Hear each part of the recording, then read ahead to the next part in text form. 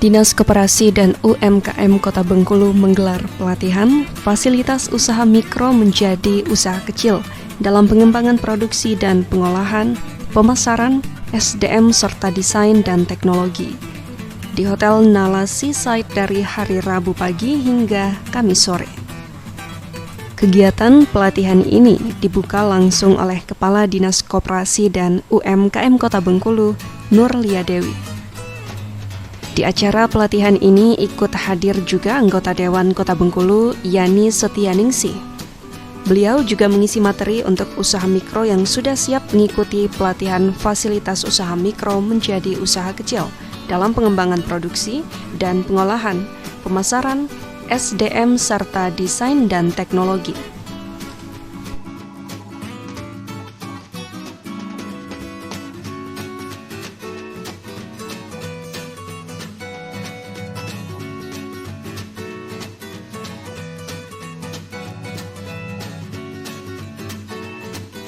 Assalamualaikum warahmatullahi wabarakatuh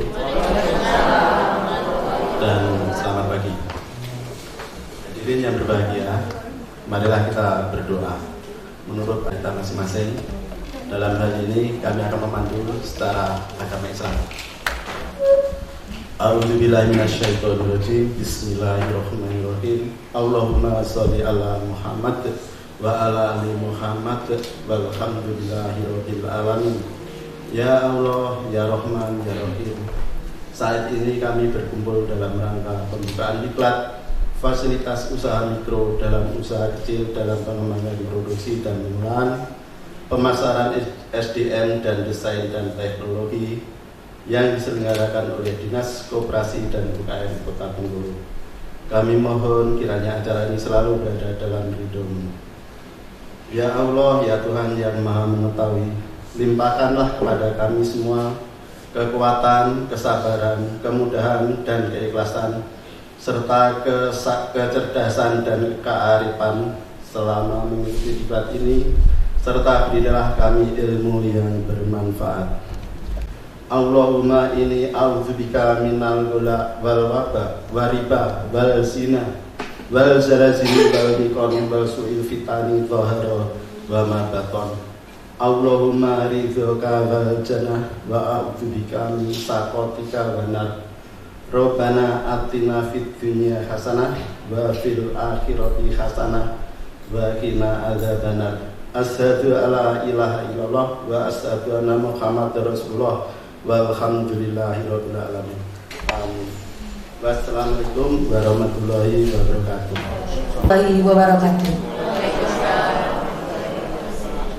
Laporan Panitia Pelaksanaan Kegiatan Pelatihan Fasilitasi Usaha Mikro menjadi Usaha Kecil dalam Pengembangan Produksi dan Pengolahan, Pemasaran Sumber Daya Manusia, serta Desain dan Teknologi.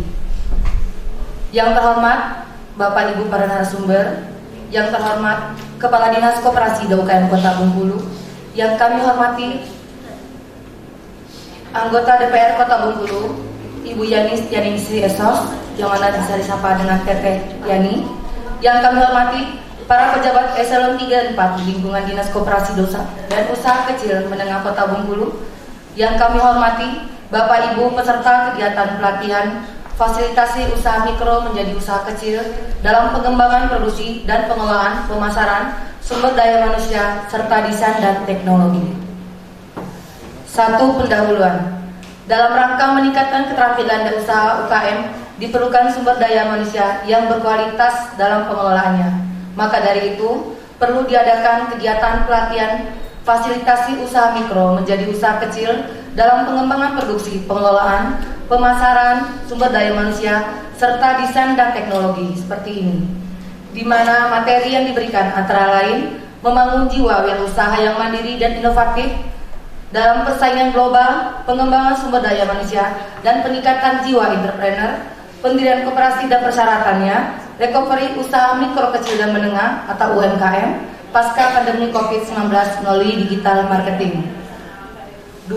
Dasar pelaksanaan. Kegiatan pelatihan ini diadakan selama 3 hari dan dasar pelaksanaannya adalah yang pertama, dokumen pelaksanaan perubahan anggaran DPPA Organisasi Perangkat Dinas Koperasi dan UMKM Kota Bengkulu nomor 16 garing DPA garing BPKAD garing 2022 tanggal 3 Januari 2022 tahun anggaran 2022. 2. Keputusan Dinas Koperasi dan UKM Kota Bengkulu nomor 70 tahun 2022 tanggal 1 Desember 2022 tentang penetapan panitia pelaksanaan dan narasumber kegiatan pelatihan fasilitasi usaha mikro menjadi usaha kecil dalam pengembangan produksi dan pengelolaan pemasaran sumber daya manusia serta desain dan teknologi tahun 2022. 3. Maksud dan tujuan. 1. Menambah wawasan atau pengetahuan keterampilan bagi pelaku usaha di Kota Bengkulu. 2. Meningkatkan kemampuan dan keterampilan bagi pelaku usaha sehingga mampu menjalankan usaha yang ada dan pada akhirnya diharapkan dapat berkembang lebih baik untuk meningkatkan taraf hidupnya. Keempat, peserta kegiatan pelatihan fasilitasi usaha mikro menjadi usaha kecil dalam pengembangan produksi dan pengelolaan pemasaran sumber daya manusia serta desain dan teknologi tahun 2022 berjumlah 50 orang pelaku usaha di wilayah Kota Bengkulu. Kelima, waktu dan tempat pelaksanaan. Pelaksanaan kegiatan pelatihan fasilitasi usaha mikro menjadi usaha kecil dalam pengembangan produksi dan pengelolaan pemasaran sumber daya manusia serta desain dan teknologi tahun 2022 dilaksanakan 3 hari, yaitu dari hari Selasa, Rabu, dan Kamis tanggal 6 sampai dengan 8 Desember tahun 2022 di Hotel Nana Seaside, Jalan Pariwisata Kota Bengkulu. Keenam, narasumber kegiatan pelatihan fasilitasi usaha mikro menjadi usaha kecil dalam pengembangan produksi dan pengelolaan pemasaran sumber daya manusia serta desain dan teknologi tahun 2022 sebanyak 5 orang, yaitu anggota DPRD Kota Bengkulu, dosen universitas, PPKL, dan dari Dinas Koperasi UKM Kota Bengkulu. Ketujuh, materi kegiatan pelatihan antara lain yang pertama adalah membangun jiwa wirausaha yang mandiri dan inovatif dalam persaingan global. Yang kedua, pengembangan sumber daya manusia dan peningkatan jiwa entrepreneur. Yang ketiga, pendirian koperasi serta persyaratannya. Yang keempat, recovery usaha mikro kecil menengah atau UMKM pasca pandemi COVID-19 melalui digital marketing. Kedelapan adalah pembiayaan. Semua atas pelaksanaan kegiatan pelatihan fasilitasi usaha mikro menjadi usaha kecil dalam pengembangan produksi, pengelolaan, pemasaran sumber daya manusia serta desain dan teknologi dibebankan pada anggaran Satuan Perangkat Daerah Dinas Koperasi dan UKM Kota Bengkulu nomor 16 garing DPA garing BPKAD garing tahun 2022 tanggal 3 Januari 2022 tahun anggaran 2022. Demikian laporan ini dapat saya sampaikan. Atas perhatiannya saya ucap terima kasih. Wabillahi taufiq wal hidayah. Wassalamualaikum warahmatullahi wabarakatuh.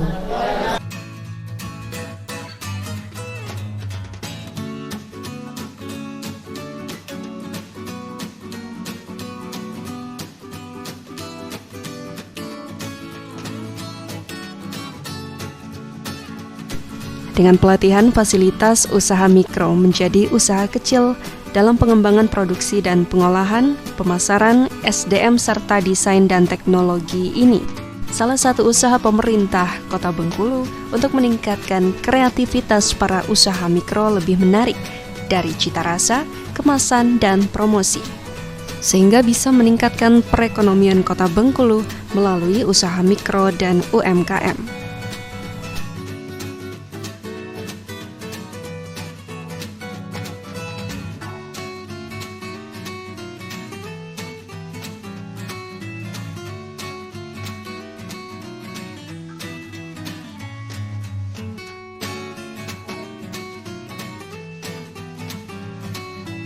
Bismillahirrahmanirrahim. Assalamualaikum warahmatullahi wabarakatuh.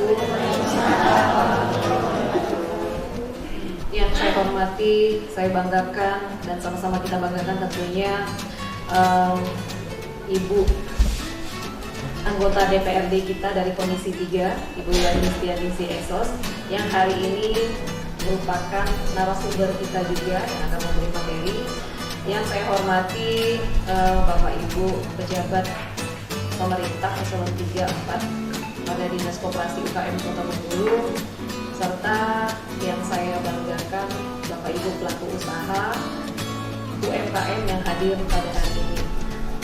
Pertama-tama mari kita panjatkan puji syukur kita kepada Allah Subhanahu wa taala. Kita hari ini masih diberikan kesehatan, kesempatan, punya kebebasan tentunya sehingga dapat hadir pada hari ini hingga 3 hari ke depan dalam rangka mengikuti pelatihan yang diselenggarakan oleh pemerintah Kota Bengkulu.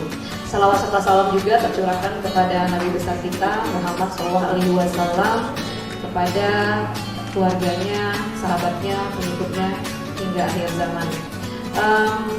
Bapak Ibu, pelaku usaha yang saya banggakan yang hadir pada hari ini sepertinya belum semangat ini. Cak banyak masalahnya. Masih dingin. Ya, belum panas. Tapi alhamdulillah semuanya dalam keadaan sehat ya. Ya, alhamdulillah sehat. Karena kalau tidak sehat, takutnya produksinya malah tidak bagus. Jadi pelaku usaha itu mesti badan dan pikirannya mesti sehat agar terus memproduksi selalu. Kalau badan dan pikirannya tidak sehat, saya takut nanti yang biasanya diproduksinya bagus dan enak, rasanya malah berbeda. Jadi perlu sehat, pikiran perlu bagus, baik. Kemudian saya berharapnya seperti ini karena pelatihan ini dilakukan selama 3 hari. Tentunya selama 3 hari ini banyak sekali materi-materi yang akan disampaikan, baik itu mulai dari sisi promosi, pengelolaan keuangan, terus digitalisasi, sehingga saya berharap Bapak Ibu dapat mengikuti pelatihan ini dengan benar-benar serius, jangan banyak main handphone. Jadi kalau lagi dikasih materi itu silahkan didengarkan, kemudian kalau ada yang tidak jelas silahkan dipertanyakan. Kemudian perlu saya sampaikan bahwasanya tadi di laporan kegiatan sudah disampaikan bahwasanya ini kegiatan merupakan kegiatan pemerintah Kota Bengkulu yang kemudian disupport langsung oleh DPRD. Yang mensupportnya itu DPRD dari Desa.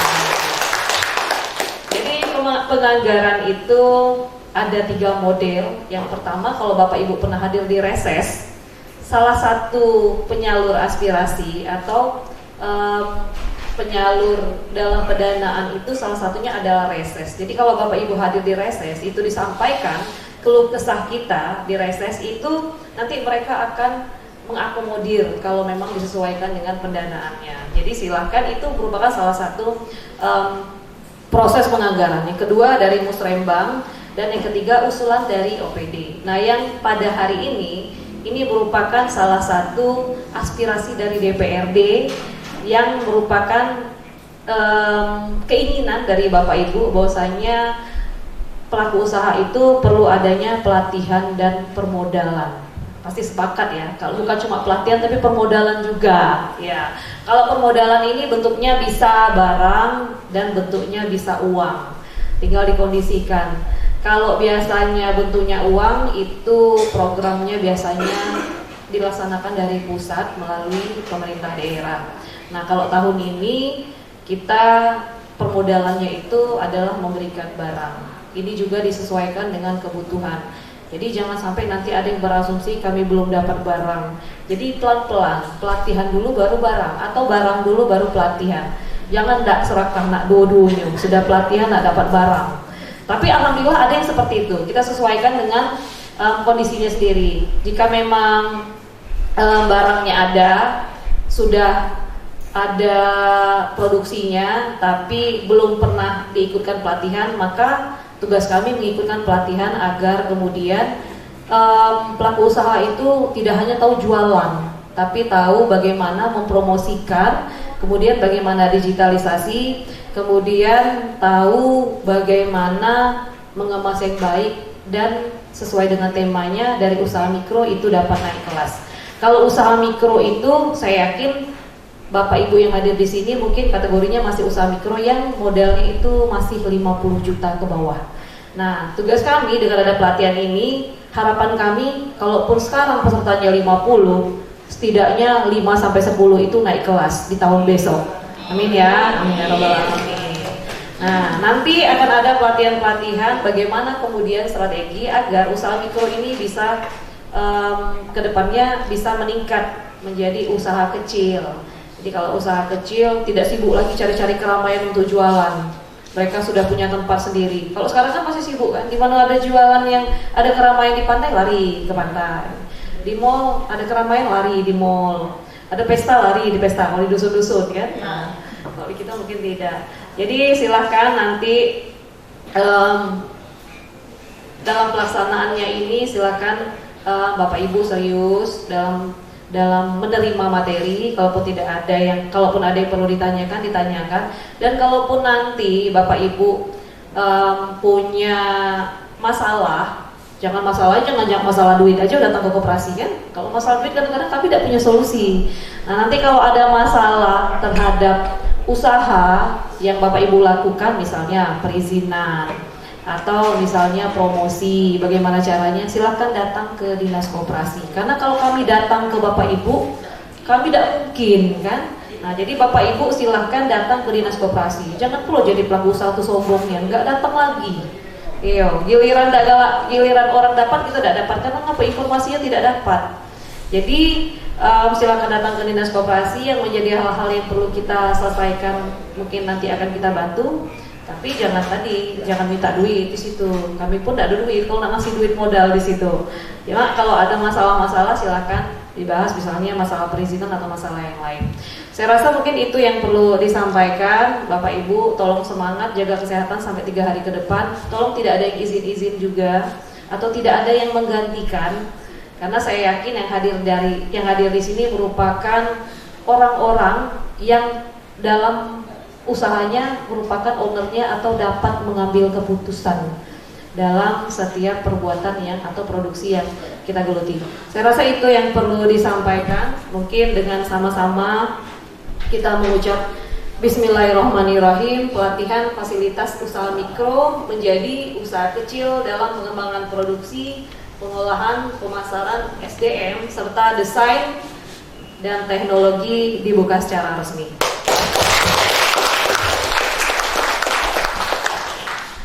Terima kasih Bapak Ibu atas segala perhatian. Mohon maaf atas segala salah dan kilaf. Wabillahi taufiq wal hidayah. Wassalamualaikum warahmatullahi wabarakatuh. Puji dan syukur kita panjatkan kehadirat Allah Subhanahu wa Ta'ala, yang mana pada hari ini di suasana di Hotel Nala ini kita UMKM pengusaha mikro di Hotel Nala ini tidak mendapatkan berkah dan hidayah dan kasih kesehatan. Salawat dan salam kita limpahkan kepada junjungan kita Nabi besar Muhammad Sallallahu Alaihi Wasallam. Di sini Teteh Yani akan pertama-tama saya mengucapkan terima kasih kepada Ibu Kadis. Nah, Ibu Kadis yang saya hormati, orangnya muda, pintar, gesit, cantik dan cerdas. Jadi saya perlu perkenalkan Ibu Kadis yang ada di pemilihan kota yang termuda, sudah gelar doktor. Jadi suksesnya untuk Bu Kadis. Yang saya hormati juga di sini Ibu Kabik, sama juga mungil, cantik, cerdas ini Ibu PPTK kita, yaitu Mbak Wiwi. Terima kasih Mbak Wiwi. Juga yang saya hormati di sini Mbak Emma, yang tidak asing lagi, sekampung dengan saya ya, di Sukarame. Dan sampingnya juga terima kasih untuk staf dan jajarannya. Dan yang saya cintai, para UMKM usaha mikro yang ada di Kota Bengkulu. Kita akan memperkenalkan diri. Saya duduk dengan bukan di depan ini. Mungkin ada yang belum tahu dan belum kenal. Mungkin sebagian dari kita yang undang ini, mungkin sebagian sudah kenal dengan saya ya. Perkenalkan, nama saya Yani Setianingsih. Tapi kenapa ibu-ibu di sini dipanggil, tadi Ibu Kadis memanggil Teteh Yani? Karena saya asalnya yaitu dari Jawa Barat, dari Kota Bandung. Alhamdulillah kita sudah merantau 34 tahun di sini. Dan alhamdulillah masyarakat Kota Bengkulu mempercayakan kita mengasih amanah, alhamdulillah 4 periode. 3 periode di kabupaten 1 periode. Mudah-mudahan kedepannya juga kita dengan kebesaran ini lebih lagi dipertemukan kembali di yang akan datang. Saya di DPR Kota duduk di Komisi 3. Dan Komisi 3 adalah salah satu mitranya, yaitu Dinas Koperasi yang di bawah kepemimpinannya Ibu Kadis. Jadi kalau saya manggilnya karena sudah akrab ini, kadang Ibu Lia, pada Ibu Kadis ya. Karena masih ini kayaknya masih ABG. Dengan adanya Ibu Kadis, banyak inovasi yang diterapkan di Kota Bengkulu. Dengan adanya Ibu Kadis ini di Dinas Koperasi, banyak usaha-usaha yang sudah mulai berkembang. Contohnya saya waktu ke bandara, agak kaget saya, tahu-tahu di situ sudah ada gebrakan-gebrakan baru yang sudah dipimpin dengan Ibu Kadis ini, Bu Lia. Tapi sebelumnya waktu itu maaf aja ya, agak melempem. Tapi dengan adanya Bu Kadis, Dinas Koperasi semakin menggeliat, semakin sukses. Jadi mudah-mudahan ibu-ibu, nanti ibu-ibu yang ada di sini, para UMKM, mikro, tadi bukan sudah nyampaikan. Nah, ini udah masuk ke dalam anggota yang sudah menyampaikan berkas-berkas. Salah satu anggota di UMKM di Dinas Koperasi, mana tahu ada bantuan modal dulu dari kementerian. Jadi salah satu yang ada di sini tuh udah tercatat di Dinas Koperasi. Mudah-mudahan juga ke depan nanti bukan kalau sukses, ada rezekinya, panjang umur, semuanya berkah. Tadi disampaikan studi banding. Ya kita sama-sama ya bukan Din? Kita studi banding yang sudah terbentuk UMKM, kita lihat ke daerah lain, ke Bandung lebih maju lagi, ke Bogor, yang hal-hal yang soal dari kulinernya mungkin itu ya. Saya di sini juga mengucapkan terima kasih dengan bisa hadir di sini dengan Bu Kadis. Terima kasih kepada pemerintah Kota Bengkulu, Bu Kadis, kepada Bapak Wali Kota dan Bapak Wakil Wali Kota, sehingga kita bisa terlaksana dengan acara ini, bisa untuk pelatihan usaha mikro ya, untuk lebih bagus lagi. Jadi ibu-ibu jangan terpatok dengan modal kecil, yang penting niat dan semangatnya. Nah, apa kata Bu Kadis tadi, kita harus niat dan semangat. Karena ibu-ibu yang jualan di rumahan itu membantu tingkat perekonomian di tingkat rumah tangga. Dan untuk meningkatkan perekonomian di tingkat rumah tangga akan menghangatkan suasana dengan suami. Nah, kenapa begitu? Karena untuk meningkatkan perekonomian, jadi kita dengan suami semakin mesra. Karena apa? Ada invest yang masuk, ada income yang masuk. Jadi kita juga sebagai orang rumah bisa menambahkan, membantu usaha-usaha untuk membantu suami. Jadi jangan suami aja yang dapat pencaharian, kita juga bisa. Jadi tadi kan lebih gamblang lagi Ibu Kadis menyampaikan. Saya aja yang selama ini udah di Dewan 3 periode belum pernah mendengarkan segamblang itu dari Bu Kadis. Saya sangat tertarik, mungkin nanti kalau udah saya mungkin tidak lagi di DPR, mungkin Bu Kadis, saya pengen jadi anggota dari UMKM di Kota Bengkulu yang dibina Ibu Lia ini. Jadi sangat tertarik, yang sangat inovatif, yang sehingga bisa, contohnya di sini saya akan tadi baru sepintas kenal ada Ibu Oos. Nah, tadi saya nanya Ibu Oos apa kegiatannya, dia salah satu pengusaha mikro, sudah menjalani 12 tahun. Nah, aplaus dulu buat Bu Oos. Dia dari modal kecil itu, tapi dengan pelan-pelan dia usaha sehingga dia berhasil sampai berkembang sampai saat ini. Dengan otomatis dengan dibantu juga disupport dari Dinas Koperasi. Jadi ibu-ibu yang ada hari di sini juga yang diundang ke Kejani, mudah-mudahan akan mencontoh dari Ibu Oos yang sudah berhasil. Ya. Jadi harus semangat, jangan merasa minder dengan adanya modal kecil, nggak apa-apa, dari kecil dulu sampai nanti lama-lama besar jadi 50 juta. Mudah-mudahan nanti ibu-ibu yang ada di sini bisa ada bantuan dana, mana tahu kan? Karena sudah nama-namanya terdaftar di sini. Kenapa kita menekankan harus ada aturan SKU? Karena itu kan memang keharusan untuk usaha yang ada di UMKM ini ya. Mungkin itu aja kali ya perkenalannya. Jadi tapi saya sebelum ini saya mau mohon ini dulu nanya yang kira-kira yang Teteh Yani yang diundang ini yang dari Selebar mana gitu. Ya, yang dari Selebar. Ya, yang dari Selebar. Alhamdulillah, terima kasih udah hadir. Terus yang dari Kampung Melayu. Kampung Melayu, ya terima kasih udah hadir.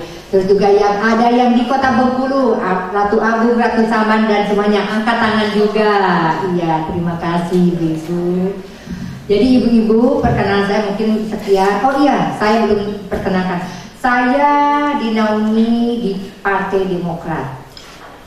Kebetulan saya duduk di Partai Demokrat ini menjabat sebagai bendahara di Provinsi Bengkulu. Jadi alhamdulillah kami bisa berkumpul di sini berkat naungan dari sana. Mungkin cukup sekian. Terima kasih juga Ibu Kadi. Terima kasih juga untuk Mbak Wiwi yang selalu senantiasa membantu Teteh Yani untuk hal-hal yang kita belum paham. Karena yang lebih pakalnya beliau-beliau ini yang berdua. Kalau secara materi saya mungkin bukan bidangnya gitu. Tapi sekedar perkenalan mungkin bisa. Tapi lebih jelasnya nanti Ibu Kadi sama Mbak Wiwi dan jajarannya di sini. Mungkin cukup sekian pada ibu-ibu, bapak-bapak. Wabillahi taufiq wal hidayah. Wassalamualaikum warahmatullahi wabarakatuh.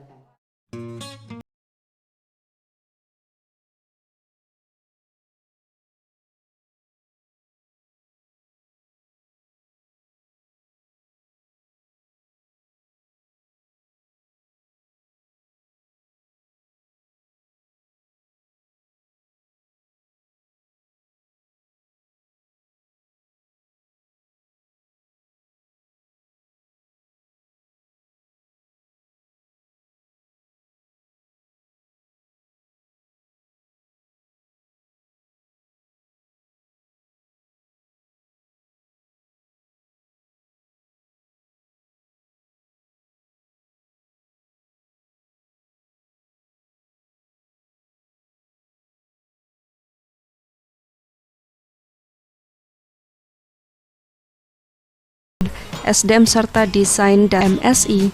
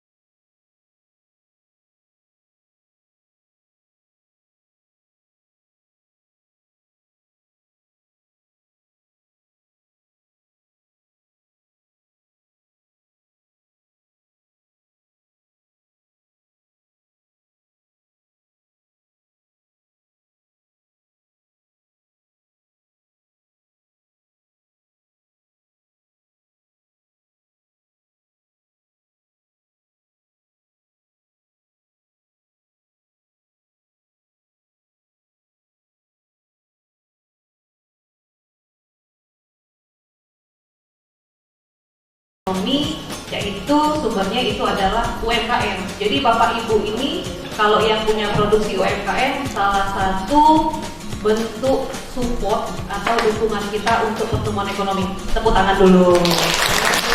Melakukan suatu produksi itu namanya wirausaha. Segala bentuk transaksi yang nantinya itu menghasilkan uang itu namanya wirausaha. Bukan tentang kuliner, jasa pijat.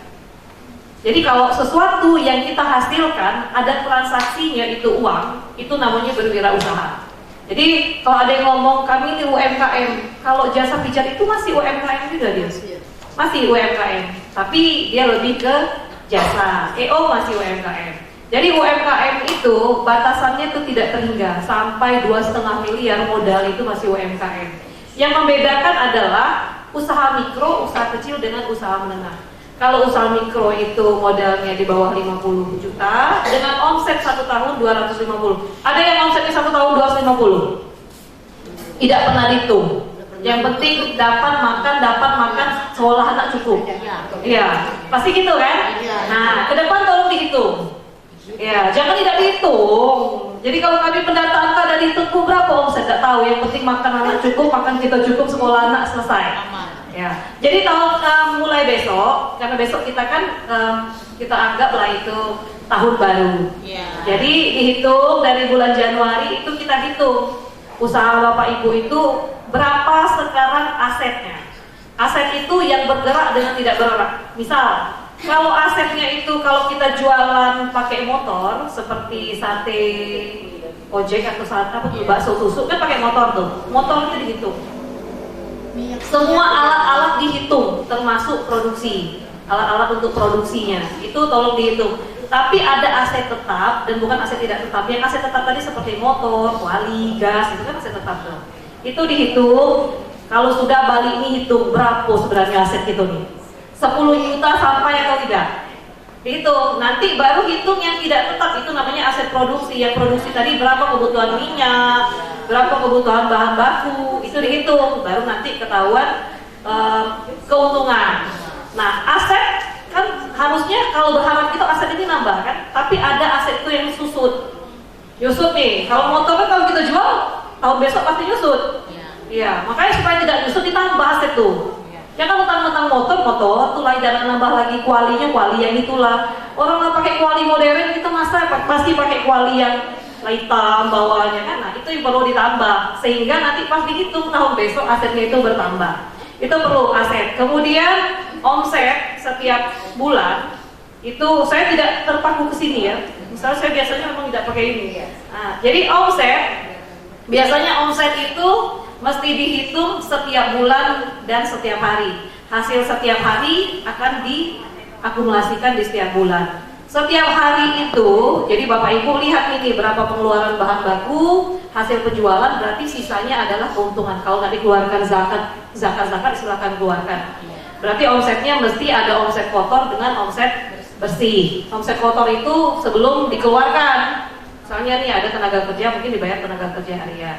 Kemudian setelah 1 bulan, ada yang dihitung 1 bulan.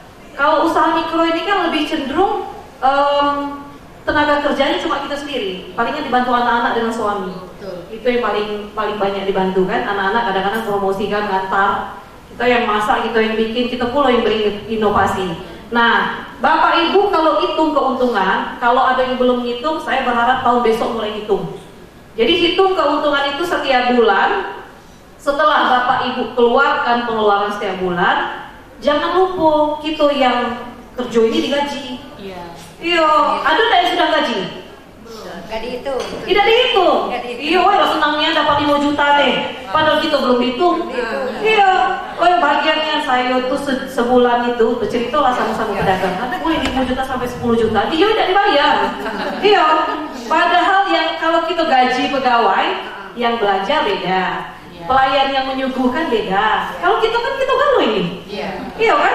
Nah, jadi tolong dihitung. Misalnya nih, kalau biasa harus dibayar Bu, itu bentuk apresiasi kepada diri sendiri. Jadi terserah. Nanti setelah Ibu sisi uangnya, Ibu nak masukkan lagi jadi modal, itu menjadi urusan yang punya pelaku usaha.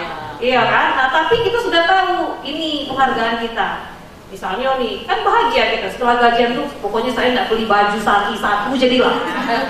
Iya kan? Ada orang-orang atau pelaku usaha itu mengapresiasi diri sendiri dengan membelikan kita barang-barang yang kita suka. Beli daster jadilah. Iya, walaupun pada akhirnya nanti setelah dihitung datang anak bayar sekolah lah mulai, datang yang ini bayar yang ini lah mulai. Tapi jangan tidak melekat, kalau saya nih, jangan tidak melekat satu barang menjadi bentuk apresiasi diri. Iya, jangan pula kita namakan jualan orang tidak bisu lagi. Iya kan? Kita perlu mencicipi agar kita tahu apa kelebihan dan kekurangan. Iya, jangan sampai nanti kadang-kadang yang tidak eksis ini mereka merasa cukup dengan apa yang mereka produksi. Harusnya mereka melihat kalau yang samping itu laris, apa yang kita tidak laris? Apakah makanannya ataukah promosinya?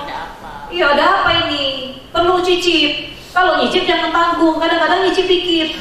Iya, kalau cicip, usahakan itu beli ya, jangan nyicip ya. Beli itu usahakan. Kalau kita tidak tahu menilai tentang cita rasa kita sendiri, beli itu aja anak. Iya. Jadi kalau kita ini kan kita nanya aku lain, aku kurang. Tapi kalau bawa orang, woi dia ini bisa kasih komentar. Kurangnya ini, lebihnya ini. Tapi kalau hemat tadi, tidak galak keluar tadi beli, kita sendiri aja yang beli. Bingung sudah tuh menganalisa, kita sendiri. Kalau tidak mau kalah dengan yang lain, enak lah punya kita daripada punya dia. Apa yang dia laris? Karena tidak mau keluar untuk tadi mencicipi. Jadi menyimpulkan sendiri akhirnya. Nah, menyimpulkan sendiri, terus bertahan sendiri. Kalau kata orang dulu tuh kan, udah enak. Kalau kami, kalau bahasa gaib kami tuh aduh tuh. Kalau dia tuh, apa putihnya? Dikasih formalin, apa keringnya? Dikasih ini. Saya ngomong ya, ada yang benar, jualan orang koma, masak sendiri itu lah lagi. Iya, kalau nggak benar. Nah, itu perlu jadi dipertimbangkan. Lanjut. Jadi, cuma satu pertanyaan saya. Untuk pemilu tahun 2024, Ibu milih di mana? Pertama ya. Kedua, calon di mana? Calon dari partai mana? Terus milihnya di kota atau provinsi atau daerah? Nah. Terima kasih kesempatannya. Perkenalkan, saya Rina Andriati. Saya owner dari Jajanan Dina Jadul. Saya ingin bertanya, kalau dari materi kuliah tadi, ini kan kalau kami ini masih laporan keuangan gitu ya, Pak ya, soal omset kotor, omset bersih itu masih hari ini dapat atau besok pokoknya ada modal habis untuk dikirim ke bahan gitu kan, karena kita produksi setiap hari. Yang kita tanya, yang mau tanyakan, bisa nggak Bu apa aja tips trik atau cara kita untuk memilah dan juga sebenarnya laporan keuangan yang bagus untuk kita, karena kita kan baru tahap awal. Paling kalau kita itu di nota-nota aja ya Bu, paling kita nota berapa total kayak gitu aja untuk pemasukan dan pengeluarannya. Alhamdulillah, pertanyaannya bagus dah Bu Dina. Jadi betul tadi, aset itu kan harusnya menyusut.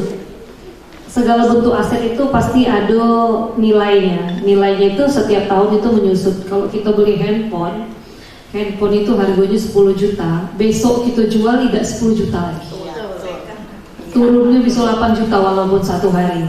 Nah, nilai nyusutnya itu tidak tahu saya di mana kalau beli handphone. Tapi kalau kita beli barang selain handphone tadi ya, alat-alat untuk produksi itu pasti kelihatan menyusutnya itu karena barang itu kan dipakai langsung. Jadi kalau hari ini tahun ini asetnya tuh nilainya 5 juta, tahun besok bisa setengah harganya nilai asetnya itu. Nah, yang perlu ditambah itu dan dipertahankan itu sebenarnya dari kualitasnya. Jadi kualitas barang itu kadang-kadang ada yang kalau dia barang itu bagus, nyusutnya itu palingnya 20%. Pasti nyusut, tidak mungkin tidak nyusut. Tetapi perlu ditambah lagi. Jadi saya dulu mencontohkan dulu Ibu Heni yang nyoklat itu, kalau orang jualan es yang pakai blender itu 4 bulan itu kemungkinan rusak blendernya karena dipakai terus. Nah, panas kan? Nah, karena dipakai terus. Kalau saya tidak tahu, cuma menurut laporan beliau itu, Bu, kami ini kalau pakai blendernya itu sebagus sama blender Philips kan misalnya gitu. Yang memang harusnya itu tidak dipakai untuk ngejus es batu, tapi dipakai untuk ngejus es batu 4 bulan dia pasti rusak. Ya, jadi pelaku usaha yang cerdas itu mereka mesti memperhitungkan tentang akan ada 4 bulan ke depan itu kerusakan dari aset sendiri, berarti perlu beli aset baru. Nah, itu yang perlu disisihkan. Pengelolaan keuangan, hari ini ada pengelolaan keuangan tidak yang pelatihan ini? Tidak ada ya? Nah, kalau pengelolaan keuangan, saya tuh kebetulan ilmunya tuh tidak ilmu ini sebenarnya, bukan ilmu ngitung-ngitung, tapi sedikit banyak itu coba Bapak Ibu itu memperhitungkan tentang setiap hari itu, misalnya nih bahan yang dikeluarkan, kalau kita mikro tidak pernah ngitung, itu yang salahnya. Kita tidak pernah ngitung. Iya, tidak pernah ngitung. Saya itu kebetulan ada kakak itu jualan, tapi dia sudah mulai ngitung sekarang. Jadi tahun kemarin sudah mulai ngitung, coba dihitung. Jadi misalnya nih, dia punya warung, di warungnya itu ada jual gorengan, ada jual ada jual gorengan dengan ada jual pop ice. Nah, jadi yang megang gorengan itu satu orang. Ini kan kecil sebenarnya, tapi gorengan tuh jangan salah, untungnya besar. Nah, yang jual gorengan kalau bapak ibu jadi dia seperti ini. Kalau bapak ibu itu kan bahan bakunya kalau satu jualan itu bisa beda jenis. Ya kan? Nah, kalau punya kakak saya itu jenisnya sudah dia bedakan, bakwan, tahu. Nah, karena akan beda modal tahu dengan modal bakwan. Tahu berapa, bakwan berapa. Nah, jadi pas dia goreng, ini modal bakwan sekian, ditulis modal bakwan, misalnya tepungnya bisa 10 kilo. Ini sekian minyaknya berapa. Gas itu dihitung. Kadang-kadang bapak ibu lupa hitung gas, karena gas itu kan bukan pengeluaran setiap hari. Iya kan? Tidak pernah dihitung gas. Jadi gas itu tidak pernah dihitung, jadi karena bukan pengeluaran setiap hari. Sama seperti kalau mesin pres air minum, itu kan tidak pernah kita hitung tuh plastiknya itu, karena tidak dikeluarkan setiap hari. Jadi ada misalkan barang yang kita keluarkan setiap hari, ada yang beda setiap hari. Kalau punya kakak saya itu, dihitungnya supaya dia tahu untungnya. Yang bakwan tadi modalnya berapa, siapkan minyaknya. Minyaknya itu misalnya kita siapkan 2 liter, atau misalkan bisa 4 liter. Dihitung dulu. Hasil jadi, kalau dia jualan dalam satu tempat bakwan dengan tahu, dihitung. Jadi pas masuk ke tempat jualan, dihitung satuannya. Berapa sih jadinya dengan sekilo ini tadi? Nah, kalau kita tidak pernah hitung-hitung, karena ngapa? Duit kita tulang. Iya, tidak perlu keliru. Kalau kita kerja dengan orang keliru. Karena duit kita, tapi bapak ibu jadi tidak bisa melihat berapa dapatnya. Jadi dihitung. Kalau mereka tuh saya tanya itu, ngapa dihitung biar tahu untungnya? Biar berapa yang rusak. Bakwan kan kadang-kadang ada yang tidak sempurna kita makan. Iya kan? Nah, banyaklah yang kita makan kan. Jadi dihitung supaya duit tadi tidak tertukar, duit pop ice, duit bakwan dengan duit tahu. Karena dia jualan kan warung, ada juga duit yang ciki-ciki. Makanya setiap bakwan yang sudah digoreng masuk ke warung itu dihitung kelak pas mereka tutup buku, tutup warung sorenya itu, duit yang bakwan itu bisa langsung dibalikkan lagi ikut duit bakwan. Baru ketahuan untungnya berapa. Kalau warung itu kan kita campur aduk tuh. Makanya yang paling sulit untuk nilai itu di warung. Barangnya banyak, bapak ibu cuma ngitung modal dari modal awal itulah. Nah, jadi itu dipisahkan, dicatat. Maksudnya tuh tolong diguyur-guyur. Kalaupun tidak dalam satu jenis model aja, kita tahu nih, kalau jualan, karena misalkan jajanan Indah Jalur kan banyak macamnya. Yang mana nih kira-kira yang satu macam yang paling menguntungkan? Karena dia bercampur aduk nih, apakah misalnya cenilnya, iya apa getuknya. Nah itu, tapi kan tidak pernah kita memisahkan. Yang jelas beli tepung sekian, beli ini sekian, modal 50.000 dapat 100. Sehari itu modal 50.000 dapat 100.000, padahal baru kotor. Iya, belum dikeluarkan bensin, misalnya jualannya di mall nih. Bensin kan tidak pernah bapak ibu tuh ngitung bensin kita ke situ berapa. Iya, harus dihitung. Misalnya asumsinya nih, ngitungnya bensinnya itu harga 10.000. Kita ke situ mungkin 5.000. Dihitung, masukkan 5.000 biar bapak ibu dapat yang benar-benar realnya. Jadi dihitung segalanya, baru kalau kita bikin pembukuan. Nah, menghitung setiap bulan jangan diakumulasikan setiap bulan. Karena kalau hari hujan biasanya jualan berkurang. Iya, jangan gali-galikan langsung. Sudahlah, hitung hari kok. Berarti rata-rata kok 30.000. Tiba-tiba sebulan tuh banyak hujan ya daripada tidak hujan. Mulailah bangga akan hitung tadi. Nah, padahal itu tidak produksi banyak kalau hari hujan. Belum lagi kerugian. Jualan ini kan belum tentu untung terus nih. Kalau jualan untuk makan tuh kadang-kadang ada busuknya. Nah, itu dihitung kelak per bulannya kerugiannya seperti apa. Dan memang cerdasnya itu bapak ibu itu bisa memprediksi. Memprediksi itu kerugian itu kalaupun rugi jangan ruginya. Ya kan? Bisa memprediksi. Ada bahan yang tetap enak kalau kita makan, dia masaknya tidak begitu lama.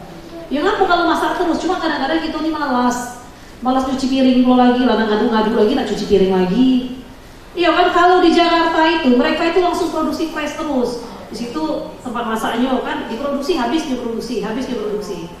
Kalau kita tidak, karena kita malas. Ya malas tuh karena kita tidak digaji. Kalau mereka itu kan digaji pegawai.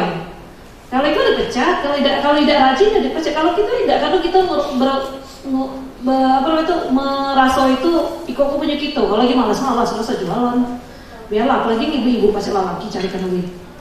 Iya kan? Cuma tidak ada niat untuk mengembangkan usaha. Jadi tolonglah dipisah-pisah. Nah, masalah yang tadi itu tolong dicatat dulu, dicatat pengeluarannya seperti apa. Karena memang yang betul itu kita tahu modalnya berapa, keuntungannya berapa. Beli nih buku 1-2, kan berapa itu catat, setiap bulan ditengok. Kami itu punya usaha juga orang tua tuh, memang dicatat ya, tapi dia setiap harinya keluarkan zakatnya. Jadi omset itu setelah dikeluarkan, setelah bersih, keluarkan dulu zakatnya 2,5%, baru dia hitung itu omset. Malah kalau kayak saya itu dikeluarkan zakat dengan kurban. Dikeluarkannya kurban misalkan 10.000 sehari, itu keluarkan kurban 10.000. Jadi ada berapa lagi pas kurban kan? Ya. Nah, dikeluarkannya nih kurban 10.000. Kalau yang punya kakak saya tadi, yang jual bakwan tadi, jadi pegawainya itu sekarang ada 5. Yang bakwan beda, pop es beda, jago warung beda, yang itu beda.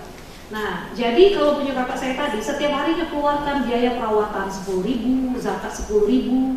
Jadi dia keluarkan itu, berarti sisanya itulah yang disunyuh balikkan ke modal. Misalnya nih, modalnya hari ini 100.000, dapat 300.000. Kalau jualan itu kan banyak dapatnya, bisa 30% keuntungan. Nah, jadi dapatnya misalkan modal 100.000, dapat 300.000. Keluarkan. Kalau Bapak Ibu tidak sanggup mengeluarkan gaji Bapak Ibu sekaligus di setiap bulan, keluarkan 10.000 sehari atau 50.000 sehari. Langsung itulah yang dapat bersih. Jadi tidak usah kita keluarkan sebulan tuh. Langsung, kalau kakak saya tuh udah ada gaji beda, perawatan beda, BPJS beda. Jadi dia masukkan galau tuh, kecuali makan pasti laki gitu. Jadi berbagi seperti itu. Kan BPJS kan kalau kita swasta ini kan berbayar. Nah, dia keluarkan. Jadi namanya itu saya tengok duitnya itu beda-beda kalengnya. Jadi dia namanya kesehatan.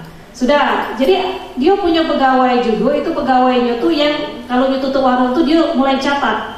Perawatan 10.000, BPJS kesehatan 10.000. Kesehatan dia bukan kesehatan 10.000 karena dia laki bini swasta galuh. Jadi kalau dia tidak memilah-milah itu akan repotnya. Nah, ternyata setelah 300.000 dapatnya 100.000 modalnya, setelah dikurangi mulai dari biaya-biaya tadi baru dia ngitung bersihnya. Ternyata bersihnya tuh 50.000. 50.000 ini sudah dikeluarkan gaji dia, sudah dikeluarkan kebutuhan untuk besok. Untungnya itu di 50.000 itu. Kalau Bapak Ibu 50.000 sehari, berarti kan kalau sebulan 1,5 itu. Keuntungan bersih sudah Bapak Ibu tidak lagi bayar gaji. Nah, 1,5 juta tadi dapat kok 1,5 juta bersih ya, sudah dikeluarkan gaji. 1,5 juta tadi keluarkan lagi setiap bulan itu untuk pemeliharaan aset. Misalnya nih 1,5 juta. Bapak Ibu kan selalu kalau usaha mikro itu, kuntal ikulah rusak, sibuk cari duit nak beli barang lagi. Iya kan? Karena ngapa tidak pernah menyimpankan duit tadi itu untuk pemeliharaan barang baru. Jadi kalau dapat 1,5 juta, 500.000-nya jangan lagi dipakai itu untuk pemeliharaan aset. Kalau ada yang rusak, keluarkan 500.000. Tidak perlu Bapak Ibu pakai duit yang jualan kini. Kalau kita kan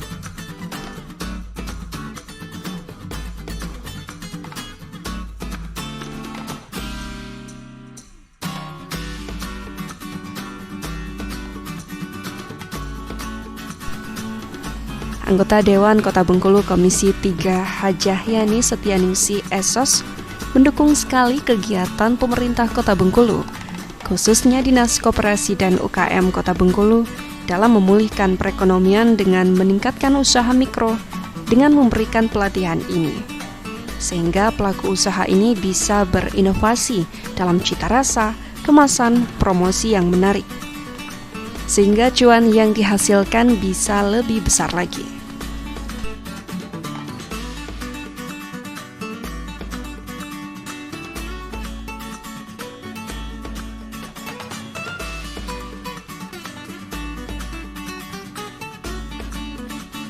Teteh Yani, tapi nama lengkapnya Yani Setianingsih. Nah, pelatihan fasilitas usaha mikro menjadi usaha kecil dalam pengembangan produksi ini seperti apa, Bu? untuk pelatihan ini sendiri. Ya, dengan adanya acara ini untuk memfasilitasi UMKM yang ada di Dinas Koperasi khususnya di Pemda Kota untuk lebih memajukan lagi, lebih semangat lagi, menggiatkan lagi dalam event-event untuk meningkatkan ekonomi di rumah khususnya UMKM yang di rumahan. Nah, dalam tahap UMKM di tingkat Kota Bengkulu. Mudah-mudahan dengan adanya pertemuan ini, dengan adanya memfasilitasi ini, semakin jaya, semakin lebih sukses lagi. Juga saya tak lupa mengucapkan terima kasih kepada Dinas Koperasi Ibu Kabid, juga Ibu Kadisnya.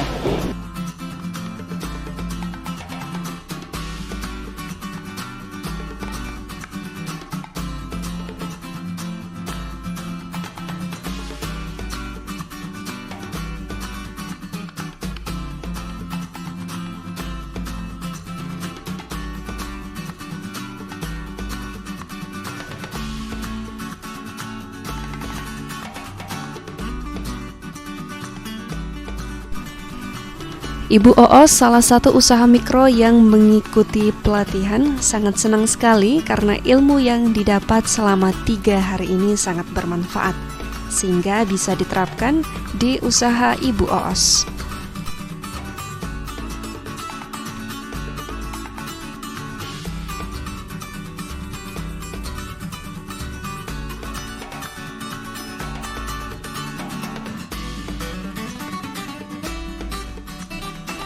Assalamualaikum warahmatullahi wabarakatuh. Alhamdulillah ya Mbak, selama 3 hari ini kita sesama UMKM dari Kota Bengkulu mendapatkan banyak ilmu yang didapat dari narasumber kita yang ada beberapa orang tua. Dan alhamdulillah juga kita udah dapat juga teman banyak. Harapan kedepannya semoga UMKM di Kota Bengkulu lebih bangkit lagi, lebih semangat lagi, lebih memotivasikan varian apa yang dijual, harus kreatif dan tak lupa berdoa. Dalam berdoa setelah didapat kita bersyukur. Terus jangan lupa berbagi juga, berbagi banyak halnya seperti berbagi ilmu, berbagi rezeki, berbagi pendapat. Dalam hal ini saya pribadi sangat senang dan sangat bangga karena ilmu yang didapat seperti ini tidak semua orang mendapatkannya. Saya dari terima kasih. Oleh Kota ucapan terima kasih kepada pada hari Dinas Koperasi telah melakukan sosialisasi kepada UMKM di Kota Bengkulu. Sasarannya ibu-ibu. Memang ibu-ibu ini luar biasa. Harapan kita kepada seluruh ibu-ibu UMKM di Kota Bengkulu harus semangat menghadapi masa depan yang lebih baik ini, lebih cerah ini. Insya Allah mudah-mudahan dengan sentuhan ibu-ibu ini UMKM Kota Bengkulu akan lebih maju ke depan. Itu harapan kita. Harapan kami dari Dinas Koperasi setelah melaksanakan pelatihan selama 3 hari ini adalah berharap supaya para pelaku usaha itu dapat mengembangkan usahanya lebih baik lagi secara kreatif, produksinya lebih banyak lagi, terus pengembangan jaringan usahanya kemana-mana juga udah banyak. Satu lagi yang paling penting adalah harapan kami yang penting, sangat penting, bisa menaikkan taraf hidup ekonomi mereka itu sendiri. Dari Dinas Koperasi mungkin program kedepannya kami akan melaksanakan pelatihan lagi yang serupa seperti ini, tapi mungkin nanti para narasumbernya akan kita datangkan dari Kementerian Koperasi karena mereka itu kan memang berpotensi untuk memberikan pengetahuan yang lebih kepada pelaku usaha. Satu lagi harapan kami dari Dinas Koperasi, mungkin nanti suatu saat para pelaku usaha ini akan kita bawa ikut pelatihan ke luar daerah selain ada di kota Provinsi Bengkulu. Terima kasih.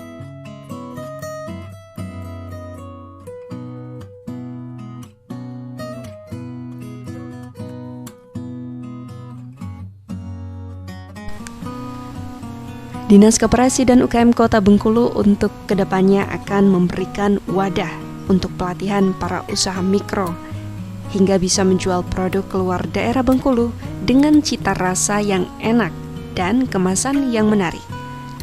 Dinas Koperasi Kota Bengkulu siap membantu usaha mikro dan UMKM Kota Bengkulu untuk naik kelas.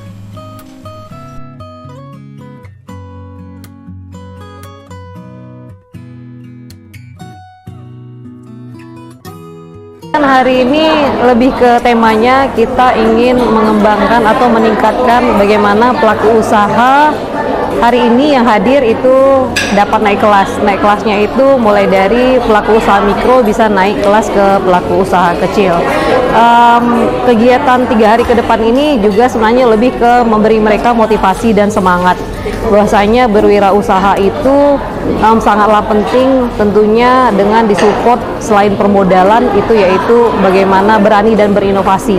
Jadi penting untuk mereka itu bertransformasi, tentunya melihat keadaan yang sekarang, melihat pasar yang sekarang, kemudian mencocokkan antara apa yang mereka produksi dengan keadaan zaman sekarang. Jadi lebih untuk peningkatan UMKM agar UMKM itu yang sekarang menjadi usaha mikro itu menjadi usaha kecil, naik kelas lah. Ini kami punya target 50 dan baru kita akomodir itu sekitar 30. Di tahun depan mungkin targetnya masih sama 50, tapi harapannya 50 target itu semuanya tercapai. Jadi dengan pelaku usaha yang berbeda tentunya. Jadi kalau tahun ini 50, tahun depan kita punya target insya Allah 50 sampai 100 orang pelaku usaha